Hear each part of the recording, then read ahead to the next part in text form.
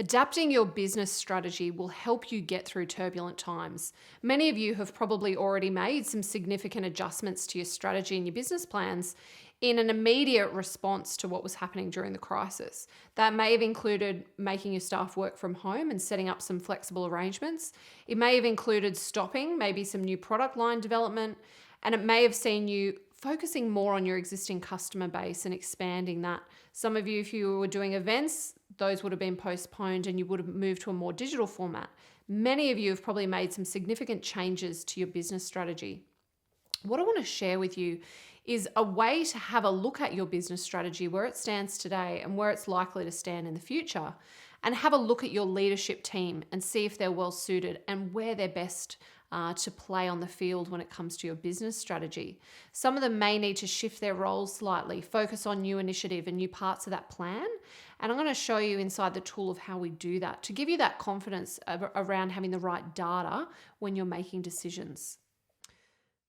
What you can see here is the Red Wolf Group strategy and what our priorities were even just 3 months ago when we sat down to do our planning. You can see there's a heavy emphasis up here in exploring, looking at how to commercialize ideas, launching new products and setting up new teams and departments, and also heavily focused in sales and marketing, outmaneuvering our competitors, driving growth through sales and customer retention. So very heavy on the right-hand side of this wheel. We've got a little bit around making sure employees achieve results with vision and passion, and a little bit of stabilizing activity. And you can see how well suited the team is. You'd say we're fairly well aligned on that. We've got our team's profiles sitting underneath here as well. What we would do is we would go into edit the strategy, and we would need to have everybody in the team retake the strategy assessment. But for this example, I just want to show you what we would select. So we still have a cultivating environment. We might be wanting to really focus on engagement during this time. We know it's going to be quite challenging. We might also not be looking at commercializing new ideas. We're not looking at launching a new line of products and services, and we're actually putting a hold on setting up a new team. So then we look down to stabilizing. We may need to look at implementing structures and procedures to handle the needs of the workforce. Cutting down on waste and improving efficiencies and increasing forecast accuracy is going to be really important. And we're not going to be investing in growing our revenue. We're definitely going to be looking at stabilizing. And we might change some of these here, drive growth through increased sales. We'll leave that there because we want to focus on employee retention. Now, when we come out of here, you can see that we actually need a little bit more weighting to go away from this exploring category down into stabilizing. So then we can actually have a look at individual alignment, and this will show us who we've got in the team and who should be focusing on which activities. You can see myself and Dawn were very much in the exploring new frontiers piece.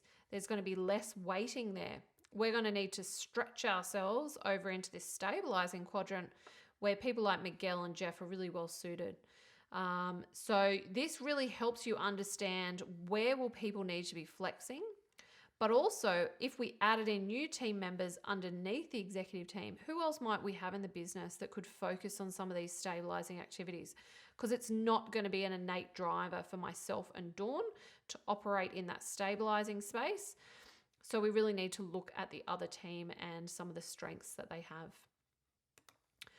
So hopefully this has been helpful for you to have a think about where your business strategy is today and where it needs to be in the future, and really start thinking about, do I have a data-driven approach to looking at my strategy and whether I've got the right flavor and mix in terms of the behavioral drivers in your leadership team.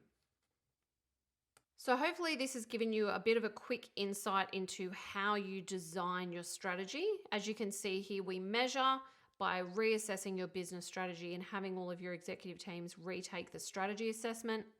We then overlay your leadership team's behavioral profile and identify if there's any gaps, and we do a deep analysis of this and where we need people to stretch and operate, and maybe even look at the next layer underneath your leadership team to see if we can fill any immediate gaps.